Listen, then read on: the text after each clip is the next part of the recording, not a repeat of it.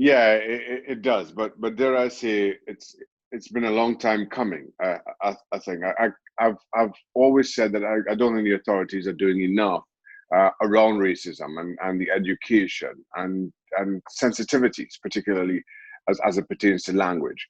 Um, and I say this has been a long time coming because this is not the first example of something like this.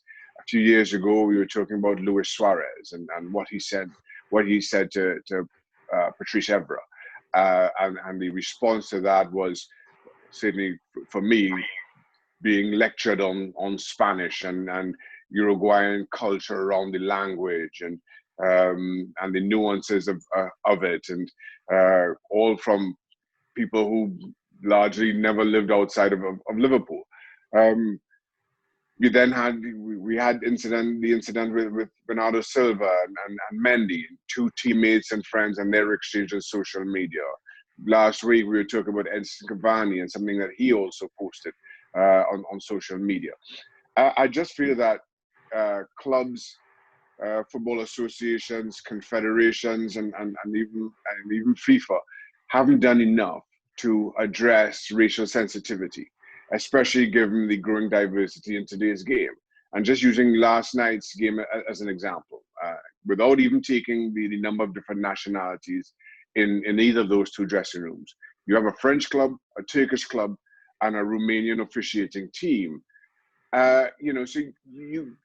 Without that kind of understanding, without proper sensitivity training by all, this was, you have a little bit of a powder keg if it isn't managed correctly, and clearly this wasn't here.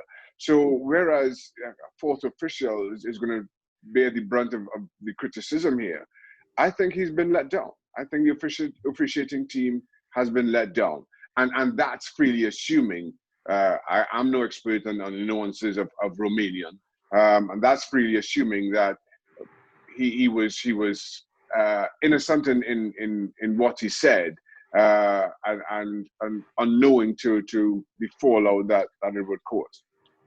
So yeah, if we are to assume that what he's reported to us to have said was said in that context, presumably then you wouldn't not join this sort of knee-jerk movement calling for, a life ban, etc. It's more. Well, I haven't heard anybody call for a life ban, but of course, listen, it needs proper and full investigation. But at the same time, I understand the reaction of Demba Ba as an example, or Pierre Webo in the immediate aftermath. And then Demba Ba coming on and saying, well, if it were a white coach, you wouldn't say to the referee, that white coach over there. And these are the thin lines around context and a racial understanding. So that, for me, is where the investigation needs to start.